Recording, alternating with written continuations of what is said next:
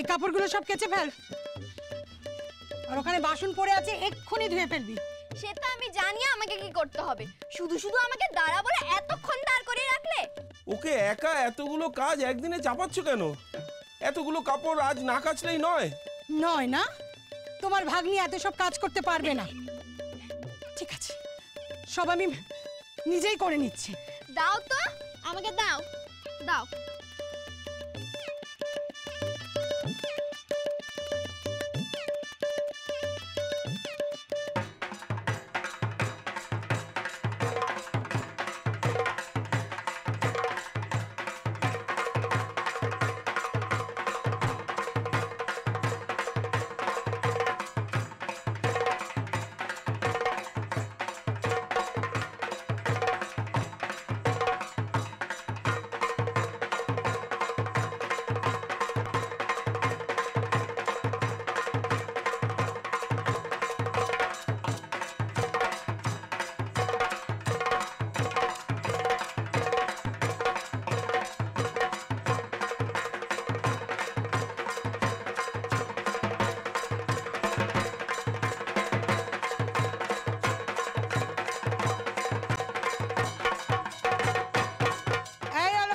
হ্যাঁ মামি, এক বালতি জল এনে দে তো আমাকে।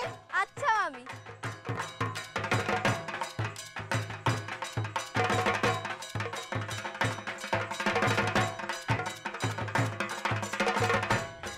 এই নাও মামি তোমার জল।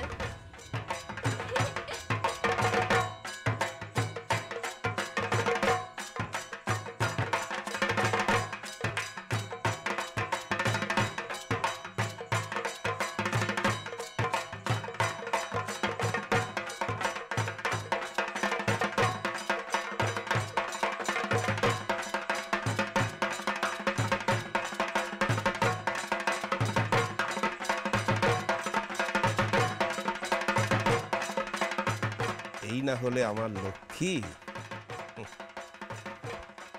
তুলসীটাকে দেখো, এত করে পড়তে বসালাম, একটু পড়তে না পড়তেই ঘরে চলে গেল। নিশ্চয়ই ভোজ ভোজ করে ঘুমোচ্ছে। সেটাকে নিয়ে না আর পারা যায় না। মামি হয়ে গেছে। যা। আরে মা লক্ষ্মী, বলো মামা। আমার তুলসীটাকে একটু ঘরের কাজকর্ম শেখা না মা। আচ্ছা মামা, আগে ওকে ঘুম থেকে ওঠাই।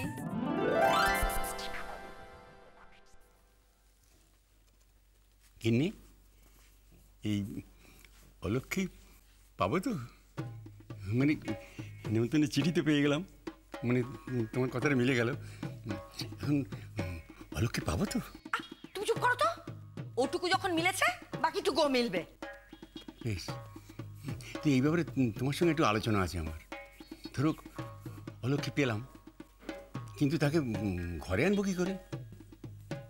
এমনি এমনি তো আনা যাবে না, তাহলে তো 5 জনে 5 কথা বলবে। মানে ওকে তো সংসারে এনে থিতু করতে হবে, তারপর তো অলক্ষ্মী তাড়াবো। এটুকু বুদ্ধিও মাথায় আসছে না? কি বলো? এটাও আমাকে বলে দিতে হবে? হ্যাঁ বলো না গিন্নি। সাধে কি লোকে তোমাকে বলতো বউয়ের বুদ্ধিতে চলে? তুমি এরকম করে বলো না। আরে বাবা, দাদু, ও দাদু, হয়ে গেল, আসার আর সময় পেল না।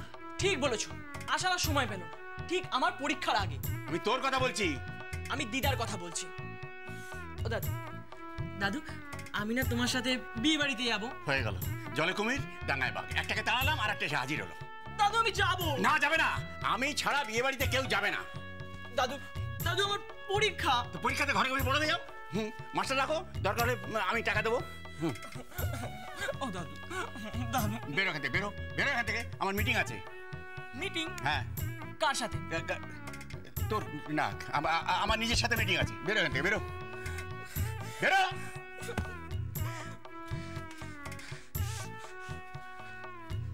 আবার কি হলো? শুধু নিমন্ত্রণে যাবো বলেছি, এমন ভাব দেখাচ্ছ যেন আমি নিজে বিয়ে করতে যাবো বলছি। যা, একটা জিনিস ভাবতে দেয় না, কোনো কাজ করতে যাবো এমন সময় একটা। তাই তো,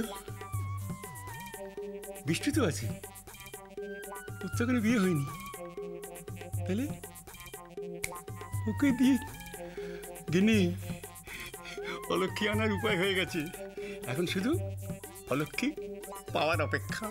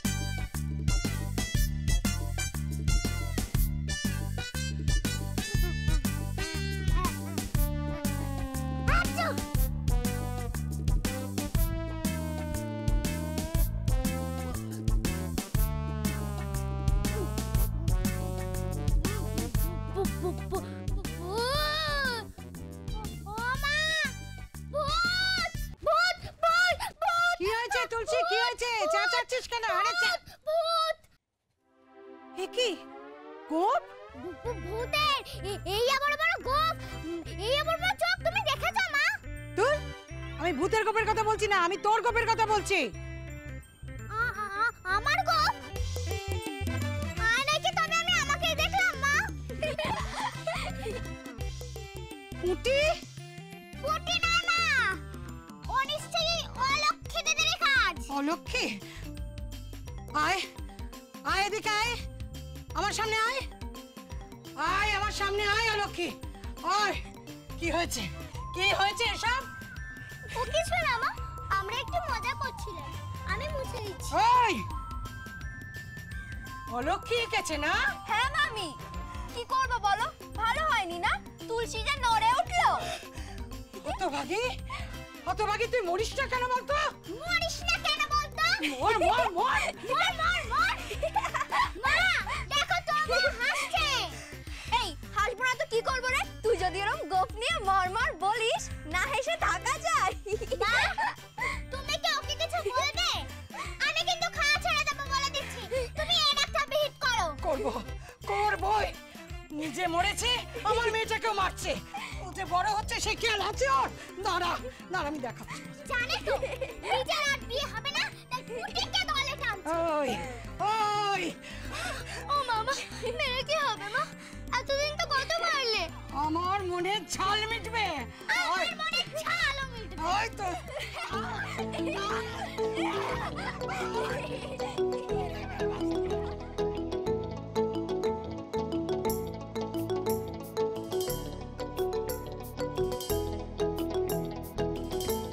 পড়ে থাক, পড়ে থাক, করে তো।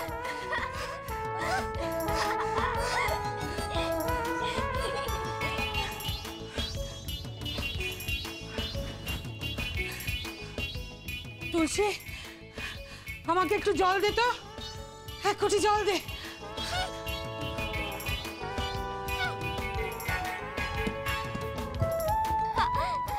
আচ্ছা লক্ষ্মী দিদি, তুই এত লোককে সাহায্য করতে পারিস, তুলসী দিদির কিছু করতে পারিস না তুই? তুলসীকে? হ্যাঁ তুলসীকে, তবে আমার মনে ঝাল মিটবে। দাঁড়া, তোর ঝাল আমি মেটাচ্ছি। সংসার সুখের হয় রমণীর